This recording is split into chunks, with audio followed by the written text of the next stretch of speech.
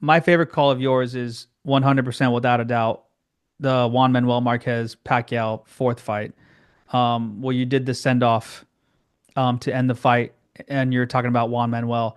That fight I remember vividly. I remembered all three of them vividly leading up to that, and it was. I think everyone, even in the world, felt the same way about Juan Manuel. We felt like, wow, like he's how do you not like this guy? But it's not like anyone hated Pacquiao. It just how do you not like Juan Manuel? He's getting this close. There's draws. He can't win, and you just felt like, man, he's like almost like the Rocky of the story. Like he can't get there, but he's a fan favorite.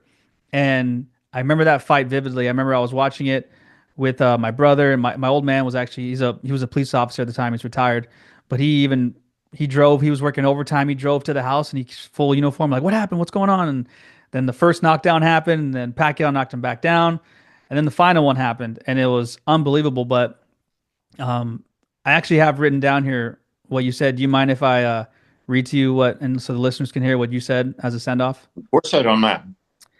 You said Juan Manuel Marquez has, through the bulk of his career, been one of the great victims of subjective cruelty of life.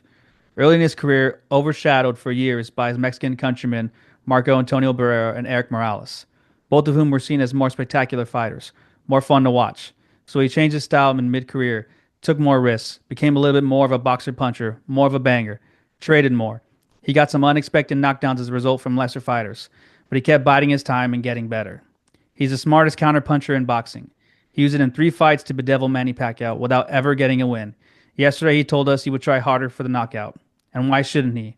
For the latter part of his career, for the most time, he's been the number 3 fighter in the world in a sport in which the public only recognize two, Floyd Mayweather and Manny Pacquiao. After tonight, they'll recognize Juan Manuel Marquez. Wow, that's a pretty good call. I have to say I'm proud of that. And of course, it was a colossal event, an amazing definitive knockout win for Marquez. My wife is not the only fan I have heard tell me that they thought uh, for a moment that Pacquiao was dead. Uh, and the truly great, well-timed counterpunch can create that kind of thunder. But yeah, it was a colossal moment for a genuinely great fighter, Juan Manuel Marquez.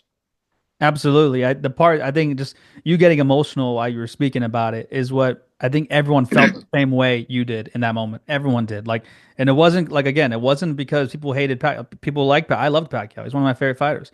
It was because everyone was like rooting for the underdog.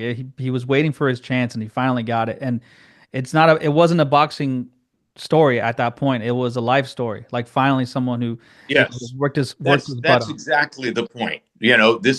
These are human beings, and boxing to me is the most human sport.